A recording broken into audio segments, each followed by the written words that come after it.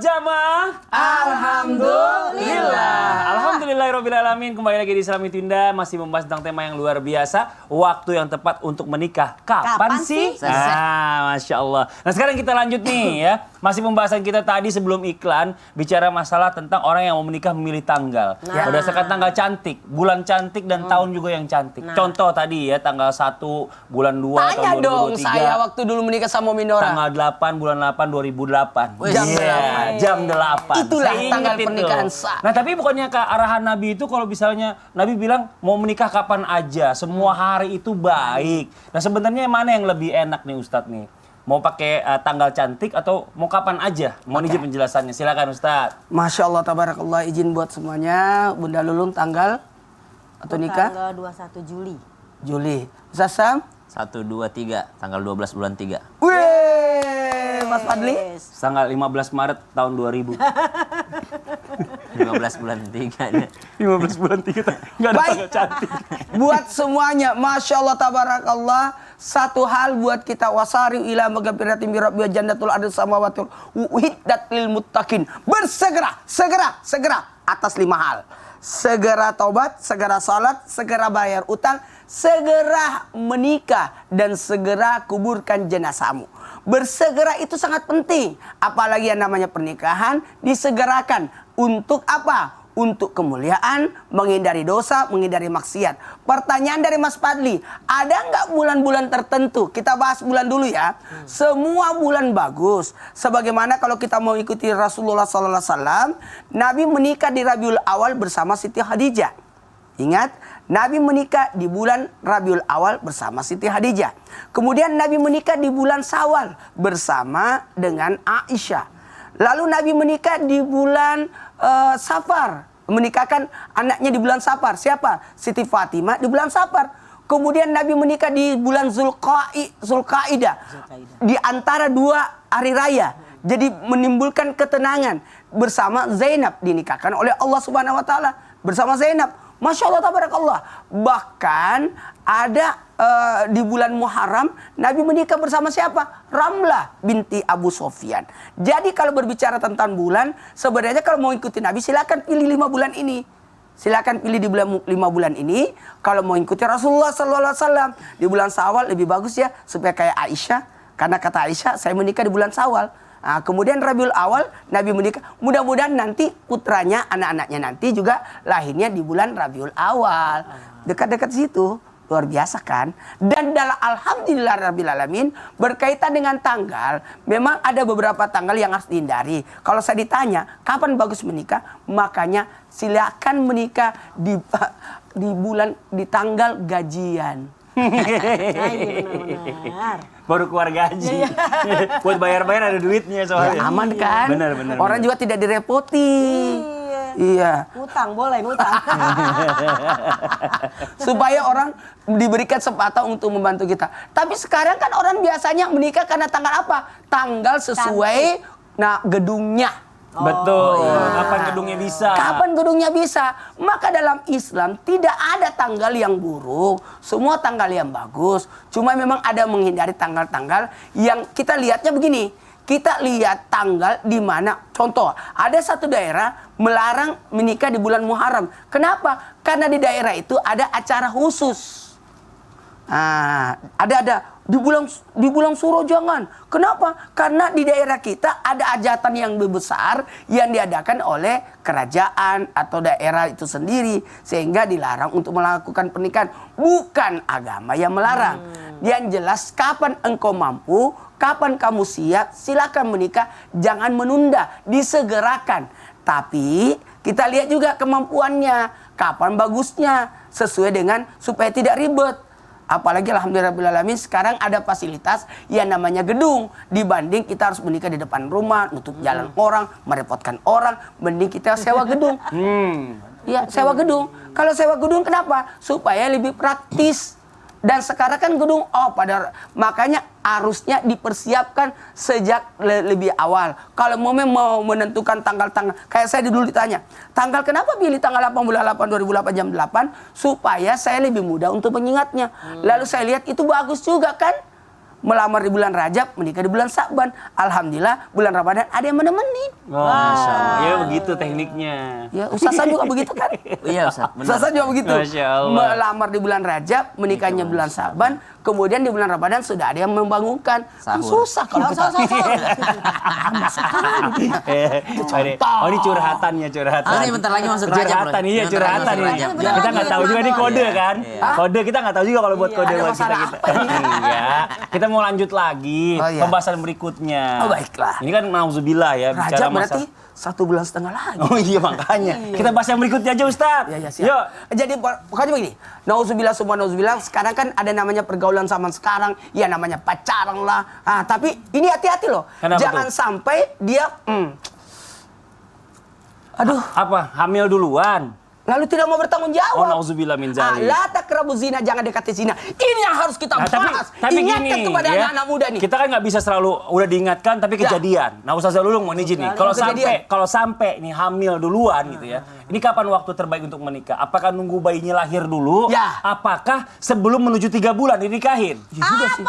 Apakah? Hati-hati. Duluan. Hati-hati, Nggak boleh. hati-hati. Iya, silakan Jangan Ustazah Lulung astagfirullahaladzim, penjelasannya. ya Allah. Mohon izin Ustaz Numbana, Ustaz Sam dan Kakak Fadli. Iya, Ustaz. Jangan buka aib orang. Jamaah, alhamdulillah. Kalau kita ngomongin namanya pergaulan, ya Allah, jangankan anak-anak, ya udah tua juga kadang-kadang seperti itu ya. Nauzubillah. Nah, mudah-mudahan kita doain anak-anak kita, semua keluarga besar kita dilindungi oleh Allah Subhanahu wa taala. Amin. Masalahnya ini kita jaga. Tadi Kak Fadli bilang udah dijaga, tapi ada tuh yang keterlanjuran. Gimana cara menikahnya? Ini dia nih, ada banyak pendapat, Cin. JPBB. Apa itu? Jangan pada bingung-bingung. Karena JPBB. apa? Ada beberapa pendapat. Kalau kita bandingkan kepada ijma para ulama, terutama imam besar kita Imam Syafi'i, rahimahullah, dan juga Imam Hanafi mengatakan, ya nggak apa-apa kok kalau pada saat hamil, aduh udah malu nih gitu ya. Udah nikah. Itu sah-sah saja. Apalagi misalnya maaf ya punten yang menghamili si A, yang menikahkan juga si A juga. Itu sebagai bentuk taubatan nasuha. Ini menurut Imam Syafi'i dalam kitab Al-Muhadzab. Tapi ya, kalaupun memang maaf banget punten nih, ketika dalam keadaan itu tadi ya hamil duluan gitu ya, kemudian dia nikah juga tanpa menunggu melahirkan dulu, maka ada 4 konsekuensi. Apakah itu? 1. Yang pertama, kalau anaknya adalah anak hasil zina tadi, anak laki-laki, maka dia tidak berhak menjadi wali bagi saudara-saudara perempuannya nanti. Yang kedua, binnya adalah bin ibunya. Dan yang ketiga, ketika ini anak mau laki maupun perempuan, daripada hasil itu tadi hamil duluan, maka dia tidak mendapatkan hak waris sedikit pun. Dan jika anaknya perempuan, maka dia tidak bisa memiliki wali dari bapaknya, tapi dari wali hakim. Ini konsekuensinya. Kalau kita ngambil kalimat bahwasanya ketika hamil duluan terlanjur, udah nikah. Tobatan nasuha. Nah, kita doakan semoga pada tobatan nasuha. Tapi kalau kita merujuk kepada Imam Maliki, Imam Hanafi, nggak boleh. Harus nunggu melahirkan dulu, baru menikah. Karena apa? Dalam kitab dari hadis Rufai bin Sabit radhiyallahu an, bahwasanya Nabi telah bersabda, apa nih? Siapa orang yang beriman kepada Allah dan hari akhir, mangkana yu'minu billahi wal yaumil akhir, beriman kepada Allah dan hari akhir, maka jangan pernah dia menyirami air kepada tempat yang sudah disirami oleh sebelumnya. Jadi nggak boleh tuh ya, nauzubillah min zalik. Jadi dari hadis ini kita bisa dapat kesimpulan ya, hati-hati buat anak laki-lakiku semua, hati-hati buat anakku perempuan semua, semuanya kita hati, masya Allah ya. Karena apa? Tidaklah seorang pezina perempuan pasti akan menikah dengan pezina laki-laki juga. Begitu juga dengan musyrik. Dan tidaklah seorang laki-laki yang pezina tidak akan menikah juga kecuali dengan perempuan pezina juga dengan orang musyrik. Dan itu diharamkan atas orang-orang yang beriman. Jadi kalau kita orang beriman, ya Allah, yuk buat kita semuanya, anak-anak perempuanku semua, ya Allah ya, Engkau adalah terhormat, jaga kehormatan kita. Tundukkan pandangan. Di dalam surat An-Nur dinyatakan, tundukkanlah pandanganmu, jagalah kemaluanmu, jaga anak-anakku semua ya. Tapi di ayat sebelumnya adalah laki-lakinya duluan nih yang harus menjaga pandangan kemaluannya. Jadi jangan perempuannya doang, perempuannya juga sih. Enggak, perempuan sudah menjaga auratnya, tapi laki-laki terkadang tidak bisa menjaganya. Jadi kita sama-sama menjaga. Dalam surat An-Nur ayat 30, laki-lakinya dulu. Hai laki-laki beriman, tundukkan pandanganmu, jaga kemaluanmu. Baru ayat 31, hai perempuan beriman. Jadi lakinya dulu, baru perempuan.